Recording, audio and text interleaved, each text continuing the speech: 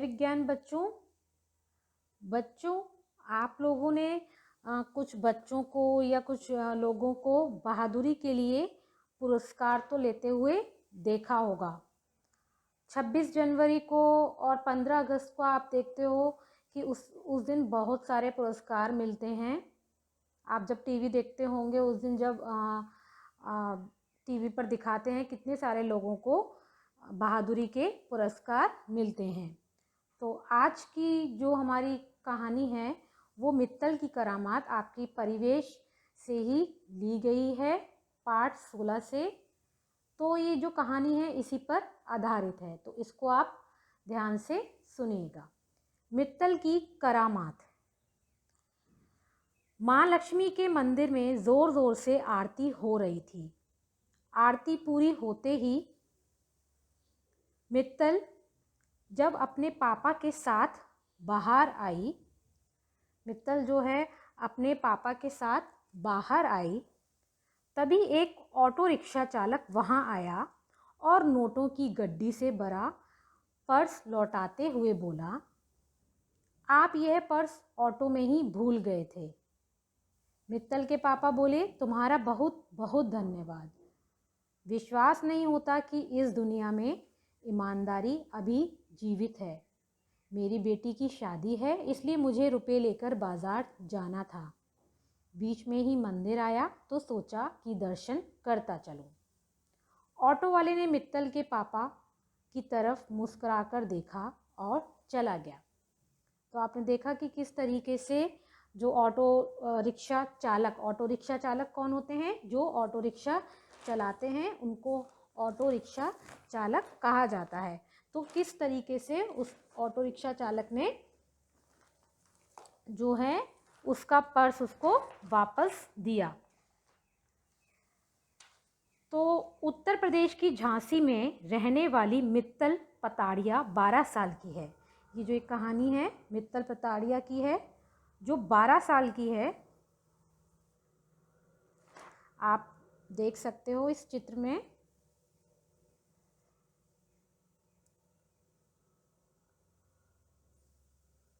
कि किस तरीके से ऑटो रिक्शा चालक जो है वो पर्स लौटा रहा है।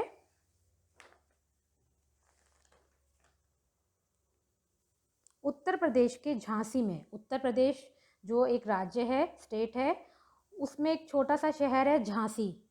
झांसी तो छोटा शहर नहीं है, बड़ा है, लेकिन काफ़ी सुना भी हुआ है आपने झांसी की रानी लक्ष्मीबाई। तो ये झांसी वही है। झांसी में रहने वाली मित्तल पताड़िया 12 साल की है। वह अपने माता पिता और बड़ी बहन के साथ रहती है। मित्तल घर में सभी के साथ काम में हाथ बटाती है। काम में हाथ बटाती है मतलब सभी के साथ में वो सहायता करती है काम में। तो काम में हाथ बटाती है, ये काम में हाथ बटाना क्या है? ये एक मुहावरा है। तो एक दिन मित्तल अपने पापा के साथ बाजार गई। मित्तल जो है अपने पापा के साथ बाजार गई। बाजार में वही ऑटो वाला उन्हें फिर मिला। बाजार में वो जो ऑटो वाला था फिर से मिल गया। वह उन्हें ऑटो रिक्शे में बिठाकर बाजार तक ले गया। जो वो ऑटो रिक्शे वाला था वो बाजार में उनको मिला और फिर वो वहाँ तक वो बाजार तक ले गया। अब तक धीरे धीरे वह पापा का विश्वास जीत चुका था। मतलब जो ऑटो रिक्शा वाला था वो पापा का विश्वास जो था, किसके पापा का? मित्तल के पापा का विश्वास जीत चुका था। बातों ही बातों में मित्तल के पापा ने उसे बताया कि कल उनके घर में शादी के लिए बाहर से मेहमान आ रहे हैं, तो शाम 7 बजे उन्हें लेने के लिए रेलवे स्टेशन जाना है। तो ये बात मित्तल के पापा ने उस ऑटो रिक्शे वाले को बताई। तो ऑटो वाले ने कहा, आप चिंता ना करें, मैं आपको समय पर रेलवे स्टेशन पहुंचा दूंगा। तो मित्तल के पापा निश्चिंत हो गए। निश्चिंत मतलब बेफिक्र हो गए, और वे बाजार से खरीदारी करके घर आ गए। और फिर वो बाजार से सामान लेकर घर आ गए। अगले दिन दिवाली की चहल पहल थी। नेक्स्ट डे जो था दिवाली की बहुत चहल पहल हो रही थी। सब जगह खूब रौनक थी और मंदिर में आरती हो रही थी। दिवाली पर तो आपको मालूम है कितना चहल पहल रहता है। भारतवर्ष का जो दिवाली का त्यौहार है बहुत ही ज़्यादा अच्छा और उत्साहवर्धक है। मंदिर में आरती हो रही थी। मित्तल के पापा ने बहुत देर तक ऑटो वालों की प्रतीक्षा की। जब वह नहीं आया तो वे दूसरा ऑटो लेकर रेलवे स्टेशन चले गए। तो वो मित्तल के पापा ने उस ऑटो वाले की प्रतीक्षा का अर्थ है यहाँ पर इंतज़ार किया, लेकिन ऑटो वाला नहीं आया। और फिर क्या किया, मित्तल के पापा को तो रेलवे स्टेशन जाना ही था, तो वो दूसरा ऑटो रिक्शा पकड़कर रेलवे स्टेशन चले गए। इधर सब घर के काम में लगे हुए थे। इधर यहाँ पर जो लोग थे सब लोग घर के काम में लगे हुए थे। मित्तल और उसकी बड़ी बहन घर में दीपक जला रही थी। दीपक मतलब जला रहे थे, दिया जला रहे थे। माँ ने मित्तल की बड़ी बहन को पड़ोस में किसी काम से भेज दिया। माँ ने जो है मित्तल की बड़ी बहन को पड़ोस में किसी काम से भेज दिया। और अब मित्तल अकेली घर में दीपक लगा रही थी। और माँ कमरे का खराब बल्ब बदल रही थी। बल्ब खराब हो गया तो माँ क्या कर रही थी, उसको बदल रही थी। तभी वह ऑटो वाला अंदर आया और माँ ने उससे कहा कि वह बहुत देर से आया है, अब ऑटो नहीं चाहिए। तो माँ ने कहा कि आप बहुत देर से आए हो, अब हमें ऑटो नहीं चाहिए। तो ऑटो वाला फिर भी कुछ देर तक वहीं खड़ा रहा। जो ऑटो वाला था वो फिर भी वहाँ पर खड़ा ही रहा। कुछ बात ही होगी तभी वो खड़ा रहा। तो वो तो हम आगे कहानी पढ़ेंगे तभी हमें पता चलेगा।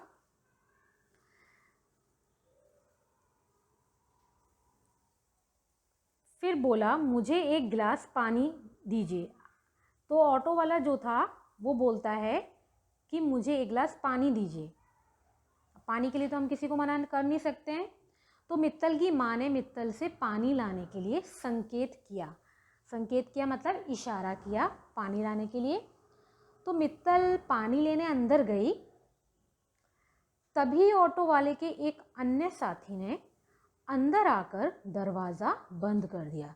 तभी जो ऑटो वाला है उसके साथ में एक साथी और आ गया और उसने क्या किया, धोखे से दरवाज़ा उसने बंद कर दिया। जब मित्तल पानी लेकर आई तो उसने देखा कि ऑटो वाला माँ की गर्दन पर चाकू रखे हुए है। आप देख सकते हो इस चित्र में कि जो ऑटो वाला है किस तरह से उसकी माँ की गर्दन पर चाकू रखे हुए है। तो ऑटो वाले ने मित्तल से कहा, फिर ऑटो वाले ने मित्तल से क्या कहा, देखो शोर मत मचाना, नहीं तो तुम दोनों को जान से हाथ धोना पड़ेगा। उसने कहा कि देखो तुम शोर मत मचाना, नहीं तो तुम दोनों को जान से हाथ धोना पड़ेगा। बताओ अलमारी की चाबी कहाँ रखी है। मतलब वो चोरी करने आए थे और उनसे पूछते हैं कि बताओ अलमारी की चाबी कहाँ रखी है। और उनको पता चल गया था कि उसके पिताजी तो घर पे हैं नहीं, वो रेलवे स्टेशन गए हुए हैं। तो उसने कहा बताओ चाबी कहाँ रखी है और अलमारी की चाबी कहाँ रखी है। तो मित्तल एक पल के लिए सहम गई। मतलब वो डर गई। सहम का अर्थ यहाँ पर है कि वो डर गई। फिर साहस बटोर कर बोली, साहस मतलब हिम्मत बटोरना यानी कि हिम्मत दिखाकर वो बोली, आप अंदर चलिए हम ढूंढते हैं। फिर उसने कहा कि आप अंदर चलिए हम ढूंढते हैं। मित्तल और उसकी माँ ऑटो वाले और उसके साथी को अंदर ले गए। मित्तल ने क्या किया, वो ऑटो वाले को और उसका जो साथी आया था साथ में, उसको अंदर ले गई। दोनों अलमारी की चाबी ढूंढने का बहाना करने लगी। तो मतलब दोनों माँ बेटी जो हैं वो चाबी ढूंढने का बहाना करने लगी। मित्तल रत्ती भर भी नहीं घबराई। मित्तल बहादुर लड़की थी और वो रत्ती भर भी नहीं घबराई। रत्ती भर का अर्थ यहाँ पर क्या है, बिल्कुल भी नहीं घबराई। वह बोली, अरे हाँ, कल पापा सामान लाए थे तो चाबी पापा ने ही रखी थी, क्या मैं पापा से फ़ोन करके पूछ लूँ। तो उसने कहा, क्या मैं पापा से फ़ोन करके पूछ सकती हूँ। तो फिर वो खबरदार, अगर ज़्यादा होशियारी की तो अच्छा नहीं होगा। तो मैं ऑटो वाले ने बोला कि खबरदार, अगर तुमने ज़्यादा होशियारी की तो अच्छा नहीं होगा, केवल चाबी के बारे में ही पूछना। तो एक ऑटो वाले ने मित्तल को धमकाते हुए कहा। मित्तल चुपचाप पापा को फ़ोन करने लगी। तो मित्तल जो है पापा को फ़ोन करने लगी। पहले तो मित्तल चाबी पूछने का बहाना करती रही, फिर अचानक ज़ोर ज़ोर से बोलने लगी, पापा आप जल्दी से घर आ जाइए। मित्तल की इस हरकत से दोनों ऑटो वाले घबरा गए और वो आपस में लड़ने लगे। उधर मित्तल ने भागकर अपनी माँ और स्वयं को रसोई घर में बंद कर लिया। सबसे पहले मित्तल ने अलमारी की चाबी छिपा दी। मित्तल ने सबसे अच्छा काम क्या किया, उसने अलमारी की चाबी को छिपा दिया। तब तक मंदिर की आरती भी पूरी हो चुकी थी। अब मित्तल रसोई घर की खिड़की से जोर जोर से चिल्लाने लगी, बचाओ बचाओ। शोर सुनकर लोग इकट्ठे हो गए। शोर सुनकर लोग क्या करने लगे, इकट्ठे हो गए। उसके बाद क्या हुआ, अब ऑटो वाले बुरी तरह घबरा गए। दोनों ऑटो वाले थे, जो उसका साथी और वो दोनों ही ऑटो वाले थे, दोनों बुरी तरह घबरा गए। वे रसोई घर का दरवाज़ा तोड़ने लगे। कुछ देर में दरवाज़ा टूट गया। ऑटो वाले ने मित्तल की माँ को बुरी तरह घायल कर दिया, मतलब बुरी तरह उसको जख्मी कर दिया।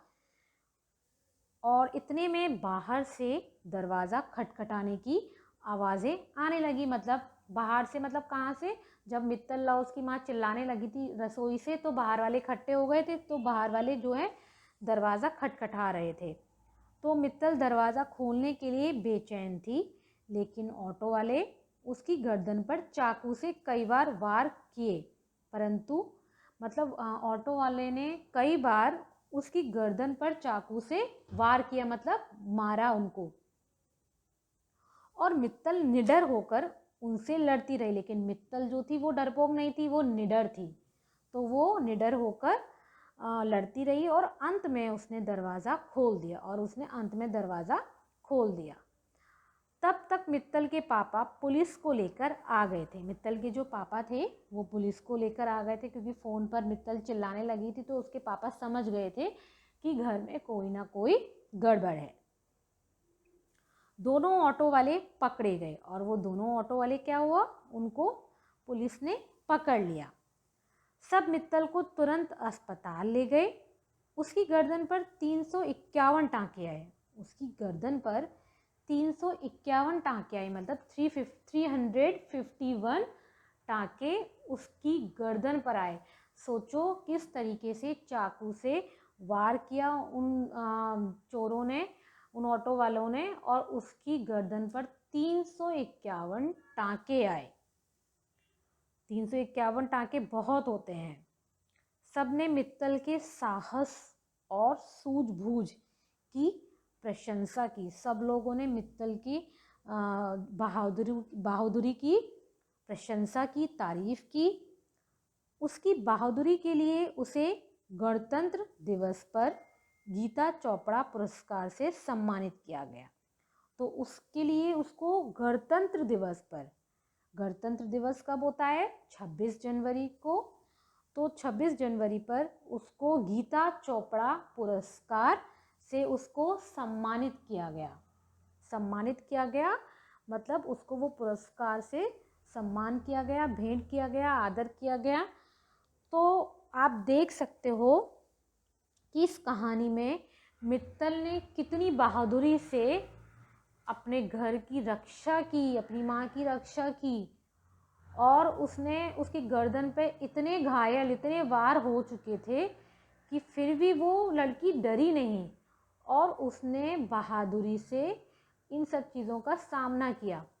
तो आपको इस कहानी से क्या शिक्षा मिलती है कि हमें मतलब अपने घर में अगर हम रह भी रहे हैं तो हमें सावधानी बरतनी चाहिए, कि हमें ये देखना चाहिए कि कोई हम पर नज़र तो नहीं रखे हुए है, और बिना किसी से पूछताछ हमें अपने घर का दरवाज़ा खोलना भी नहीं चाहिए, और हमें हर चीज़ का सामना बिना डरे करना चाहिए। अगर मित्तल डर जाती तो क्या होता, उसके घर में जितना भी सामान था, जो पैसे थे, और शादी के घर में तो कितनी सारी चीज़ें होती हैं, तो वो जो ऑटो रिक्शा वाले जो चोर थे वो सब ले जाते, लेकिन मित्तल ने ऐसा नहीं किया। उसने बहादुरी से इन सब चीज़ों का सामना किया। तो अब हम इसके नए शब्द देख लेते हैं। निश्चिंत का अर्थ यहाँ पर है बेफिक्र, प्रतीक्षा का अर्थ है इंतजार और संकेत का अर्थ है इशारा। रत्ती भर, जरा सी और बेचैन का अर्थ है परेशान। निडर, जिसे डर ना हो। प्रशंसा का अर्थ है तारीफ और पुरस्कार का अर्थ है यहाँ पर इनाम। तो पुरस्कार का अर्थ क्या होता है? इनाम।